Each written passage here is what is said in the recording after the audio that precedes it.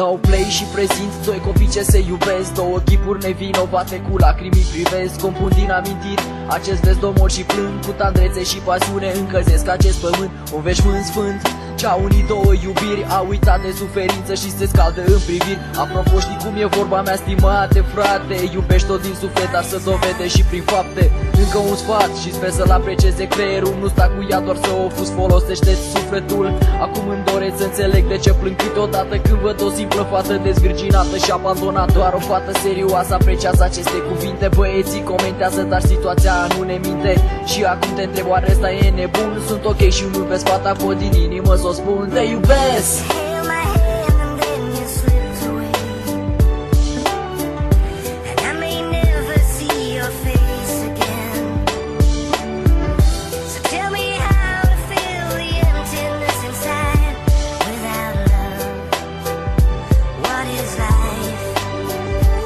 În prima parte am surprins cu normalități banale. Dacă băieții au de râs, îi trimit în pijamale. Să revenim la subiect treptat și încet când fata este părăsită și apropia viață drept. Realizez cât de tare doare să suferi din iubire. Este greu să accepti că ai trăit dezamăgire. Ca băiet de cartier ți-e ușor să-i spui adio. Ai idei ce simte ea, dacă nu te rog întreabă. Îți va spune te iubesc, chiar tu nu realizezi. Tu arogant și fițos îmi scoți spatele și pleci. Mă inspir din realitate și transcriu direct pe foaie. De-ai făcut și tu așa, e zero barat mă coaie. Două mesaje transmit la diferite persoane. Unul pentru cei iubesc, doi pentru cei căzuți în drame. Bebe meu să știi, eu cu adevărat te iubesc. Te doresc, răspândesc iubire, îți dovedesc, te iubesc.